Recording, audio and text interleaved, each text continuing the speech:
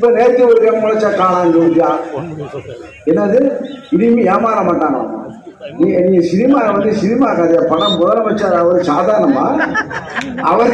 50 ஆண்டு காலம் உழைச்சே இவ்வளவு கஷ்டப்பட்டு மேலே இவ்வளவு கட்டம் சரியில்லை அது சரியில்லை இது சரியில்லை சொல்லி ஆக இதெல்லாம் மீறி நாம் வெற்றி பெற்று இப்ப எல்லாத்தையும் நம்ம ஆரம்பித்தே கத்துங்க நேற்று வச்ச பட கம்பெனி எல்லாம் இங்க ஆரம்பிச்சு அவங்க ஒரு பிஎல்ஏ கூட்டம் போடுறான் கூட்டம் போடுறாங்க ஆக இப்ப டிக்கெட் பிளாக் டிக்கெட் விட்டாலும் பிளாக் டிக்கெட் விட்டவங்க அது அவன் அவன் என்ன ஊழல் செய்யறான் இல்லையா அவன் வாங்குற சம்பளமே பிளாக்ல தான் வாங்குறான் ஒயிட்ல வாங்குற கம்பெனி இப்ப பிளாக்ல போட்டு நம்ம ஆட்சியை அகற்ற போறாங்க இனி ஏமாற்ற மக்கள் ஏமாற மாட்டார்கள் சரி அப்ப அவங்க அப்பா அம்மா ஆயப்பன் கூட ஒன்றும் ஒத்துமையா இல்லவா ஆகியப்பன் கூட இல்லை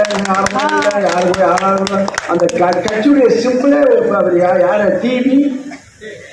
இந்த ஒரு கம்பெனி இப்ப கிளம்பிச்சு ஆட்சியை பிடிக்க போறான் முதலமைச்சா போறானா சாதனை இந்த சினிமாவா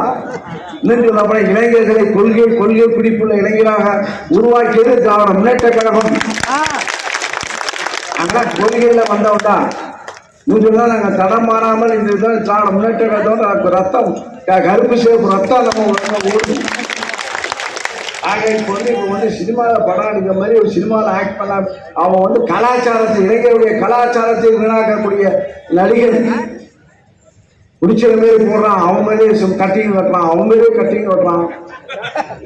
அவன் மேலே கலாச்சாரம் காரணத்தை போட்டுக்கான அவன் மேலே கட்டிங் வெட்டுறான் அவன் எப்படி போடுறானோ அதுமாரி போடுறான் ஆக இதெல்லாம் ஒரு கலாச்சாரம் ஆக இதெல்லாம் கலாச்சாரம் கொண்டு வர இனி ஆட்சியை பிடிக்க போறாங்க ஆட்சியை விட இளைஞர்களை திருத்த போறாங்க